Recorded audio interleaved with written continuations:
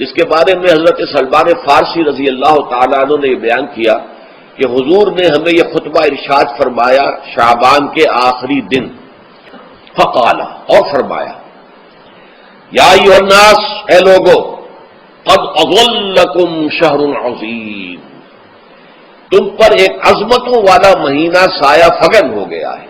ظل کہتے ہیں سائے کو، اظلکم تم پر سایہ فگن ہو گیا ہے، ایک بہت عظمتوں والا مہینہ۔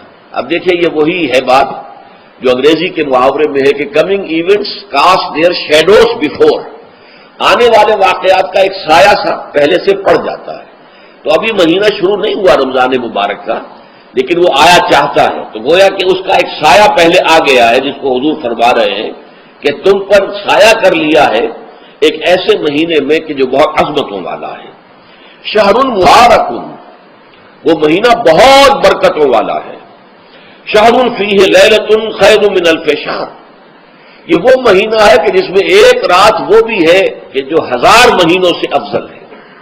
اور یہ ظاہر بات ہے قرآن مجید کی صورت ہے مکمل، انا انزلناہ فی لیلۃ القدر وما ادراک ما لیلۃ القدر لیلۃ القدر خیر من الف شہر، اس کی طرف اشارہ ہے۔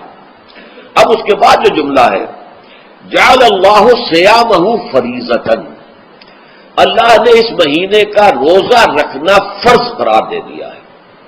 وہ قیام لیلہ، ایک تو قیام اللیل کے لفظ پر غور کیجیے، اور اس کی راتوں کے دوران کھڑے رہنے کو تطوعاً آزاد مرضی پر چھوڑ دیا ہے۔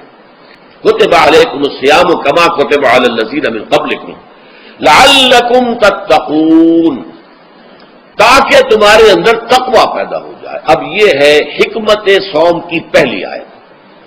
تقوی کسے کہتے ہیں؟ بچنا۔ کس چیز سے بچنا؟ اللہ نے جو چیزیں حرام کی ان سے بچنا، اللہ کے احکام کو توڑنے سے بچنا۔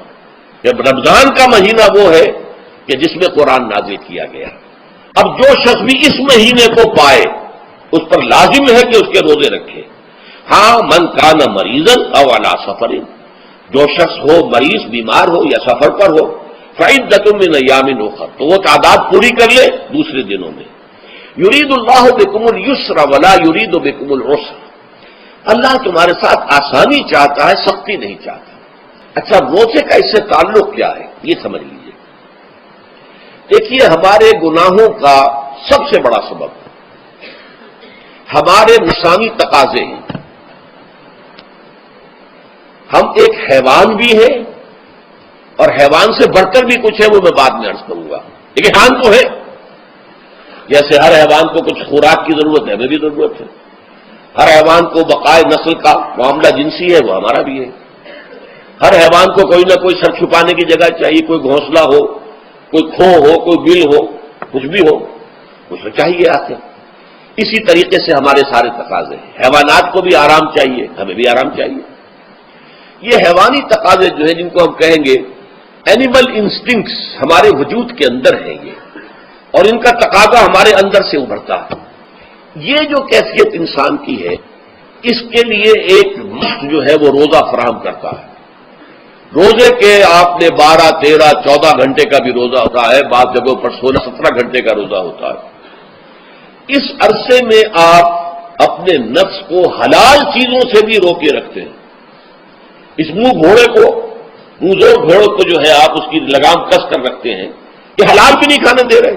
یہ پابندیاں نفس کے اوپر لگانا، یہ ایک مشق ہے، یہ ایک ریاضت ہے۔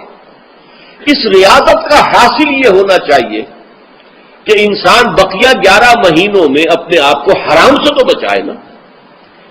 یہاں وہ حلال سے رکا ہوا ہے اللہ کے حکم سے، کہ حلال چیز بھی نہیں کھا رہا، دن بھر نہیں پی رہا، دن بھر نہیں اپنی کوئی شہوت پوری کر رہا، دن بھر حلال ذرائع سے بھی، تو اس سے اس کے اندر یہ ایک، اس کو ہم کہیں گے سیلف کنٹرول پیدا ہو جائے، اپنے نفس کو قابو میں کر لے۔ یہ گویا کہ اس کا سب سے پہلا اس روزے کی ریاضت، روزے کی مشق کے حوالے سے یہ اس کی حکمت ہوئی کہ اس سے کے ذریعے سے انسان میں سیلف کنٹرول پیدا ہونا، ضبط نفس۔ شہر رمضان الذی انزل فیہ القرآن ھدی للناس وبینات من الھدی والفرقان، یہ قرآن کیا ہے، کیا بنا کر نازل کیا گیا؟ یہ حال ہے یہ لوگوں کے لیے، پوری نوع انسانی کے لیے ہدایت ہے، اور یہ ہدایت بینات کی شکل میں آئی، واضح تعلیمات جن میں کوئی شک و شبے کی گنجائش نہیں، از خود روشن۔ بینہ اسے کہتے ہیں وہ شے جو از خود روشن ہو، جس کو ہم کہتے ہیں کہ آفتاب آمد، دلیل آفتاب۔ جب سورج طلوع ہو گیا تو اپنے وجود پر وہ خود دلیل ہے، اسے کسی اور دلیل سے ثابت کرنے کی ضرورت نہیں ہے، از خود واضح۔ تو بینات من الہدیٰ، جو قرآن کی بنیادی ہدایت ہے وہ بینات پر مشتمل ہے، واضح چیز ہے، جو انسان کے لیے، اس کی فطرت کے لیے جانی پہچانی چیزیں ہیں۔ یہ کوئی باہر کی چیز نہیں آ رہی ہے، اس کے قلب کی گہرائیوں کے اندر یہ سب کچھ موجود ہے، اور اس کی گواہی اس کے قلب کی گہرائیوں سے نکلتی ہے۔ جہاں دیکھنا تقریر کی لذت کے جو اس نے کہا، میں نے یہ جانا کہ گویا یہی میرے دل میں ہے، اس نے تو میرے اپنی فطرت کی ترجمانی کی ہے۔ والفرقان، بینات من الہدیٰ والفرقان، یہ بینات کا اطلاق فرقان پر بھی ہو رہا ہے، حق و باطل کے اندر فرق کر دینے والی شے۔ بین صورت میں یہ حق ہے، یہ باطل ہے، یہ جائز ہے، یہ ناجائز ہے، یہ غلط ہے، یہ صحیح ہے۔ یہ ہے قرآن مجید کی عظمت کا بیان۔ ان رسول اللہ صلی اللہ علیہ وسلم قال، کہ اللہ کے رسول صلی اللہ علیہ وسلم نے فرمایا، الصیام والقرآن یشفعان للعبد، روزہ اور قرآن بندے کے حق میں شفاعت کریں گے۔ یقول الصیام، روزہ یہ عرض کرے گا اللہ کی جناب میں، اے رب پروردگار، انی منعتہ الطعام والشہوات بالنہار، میں نے تیرے اس بندے کو دن کے دوران کھانے پینے سے اور اپنی شہوت کا تقاضا پورا کرنے سے روکے رکھا، یہ میری وجہ سے روکا رہا، تو میری شفاعت اس کے حق میں قبول فرما، فشفعنی فیہ، میری شفاعت اس کے حق میں قبول فرما۔ ویقول القرآن، قرآن کیا کہے گا، منعہ النوم باللیل، میں نے اسے رات کے وقت سونے سے، نیند سے روکے رکھا، فشفعنی فیہ، تو اس کے حق میں میری شفاعت قبول فرما۔ حضور فرماتے ہیں فیشفعان، ان دونوں کی شفاعت قبول کی جائے گی۔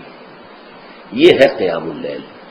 کہا یہ میرے لیے، الا الصوم فانہ لی، یہ میرے لیے، وانا اجزی بہ یا اجزا بہ، میں خود ہی اس کا بدلہ دوں گا یا خود ہی اس کی جزا ہوں، خود ہی اس کی جزا ہوں۔ اللہ کے اس بندے کا تعلق میرے ساتھ ایسا قائم ہو جائے گا کہ گویا کہ اسے میں مل گیا، اور میرا یہ مل جانا ہی در حقیقت انسانیت کی معراج ہے۔ اور دعا کے بارے میں جان لیجئے کہ حضور نے فرمایا الدعاء مخ العبادہ، دعا جو ہے عبادت کا اصل جوہر ہے، لب لباب ہے، اور یہ بھی کہا الدعاء هو العبادہ، دعا ہی اصل عبادت ہے، دعا ہی اصل عبادت، دعا جو ہے وہ روح ہے اس کی۔